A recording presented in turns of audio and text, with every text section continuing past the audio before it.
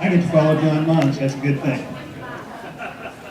And I can't wait until, as your senator, I take John Monson's phone number, put it in my speed dialer, take Lieutenant Governor Dan Barber's phone number, put him in my speed dialer, take the Speaker of the House and the Leader of the Senate here in Georgia, put them in my speed dialer, and make it clear to the people of Georgia that the senator represents the people of Georgia.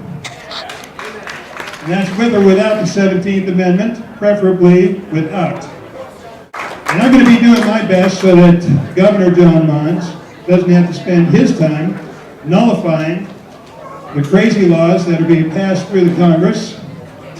I'm going to be doing my best to make sure that those laws don't get passed. At the very least, you can be certain that if it violates the rights of the people of Georgia, and if it violates the choice that you should have in your lives right here in Georgia, then I'll be voting no on the Senate floor.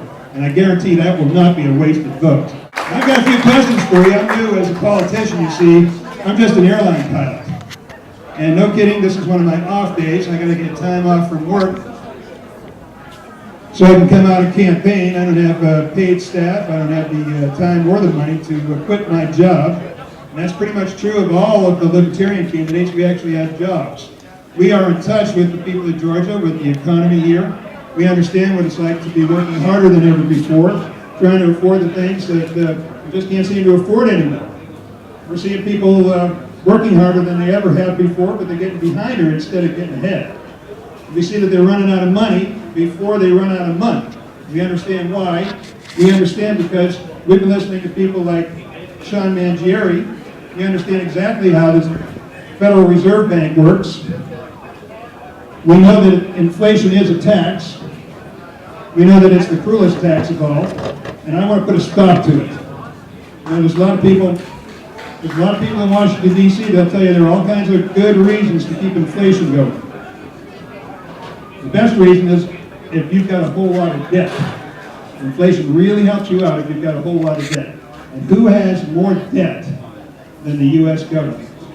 And of course, it's going to help out them first. And as I said, I'm an airline pilot. I'm not a politician. I'm not here to represent any lobby or political action group. I'm here to represent we the people.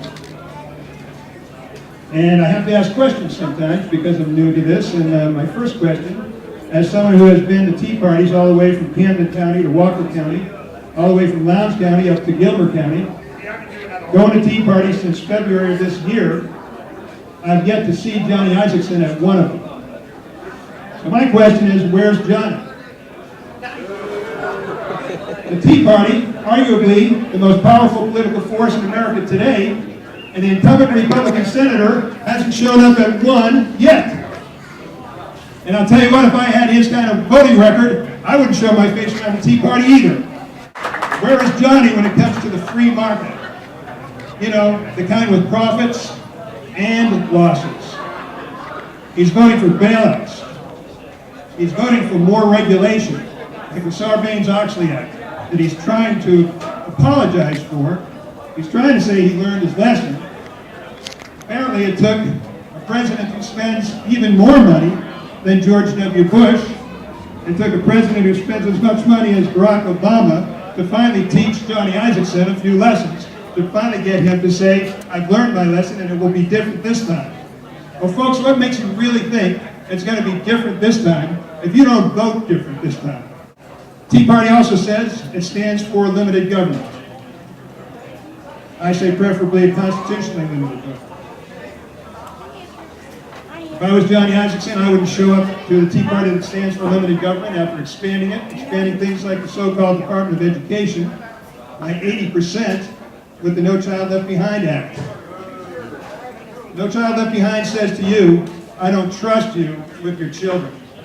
It says to Georgia teachers, I don't trust you to decide how to educate our children. That's what No Child Left Behind says. If I was Johnny Isakson, I wouldn't show up here either, because the Tea Party stands for fiscal discipline. It's about time we had some.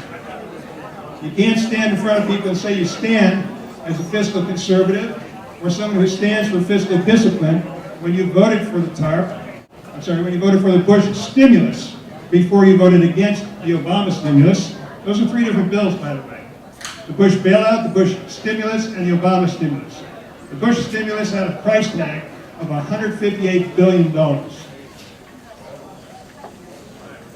Kind of Johnny Isaacson's John Kerry moment. I voted for it before I voted against it.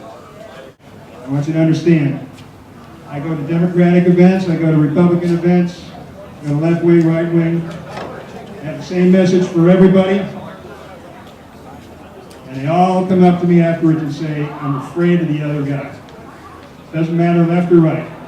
It's the same feeling. But nobody comes up to me and says, Chuck, I don't like you, I don't want to vote for you. Chuck, I don't like your platform, I don't want to support you.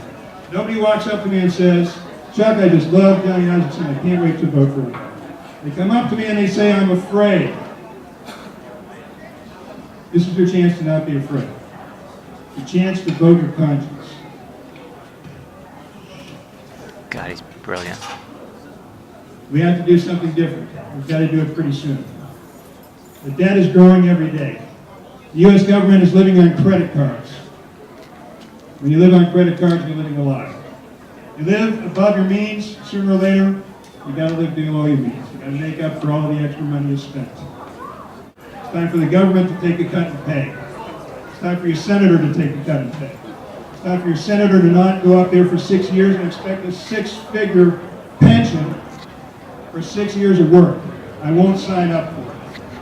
That pension gets substantially reduced down to the average that a non-government worker gets for a pension for 6 years, or I don't sign up for it. And I'm telling you that as a guy who doesn't have a pension. It's pretty hard for me to say no to all that money. But it's about time somebody stood up and said no. I'm telling you that the senator needs to take a cut in pay. There's a Congressional Reform Act that will do just that. It's time to do that. Why wasn't it done already? I was in the Marines as an officer. We were taught to lead from the front. You take care of yourself after you take care of your people, not the other way around. It's time for Congress to quit taking care of itself first. That's where the cuts are going to take place first. When you get the people in office who are willing to take the cuts themselves, then they'll start doing the right thing for the rest of the government that's way, way overspent. Within the term of office of the man that you are going to put into the U.S. Senate on November 2nd, we're going to go from 20% of your federal tax dollars today going just to interest on the national debt. We're going to go to half.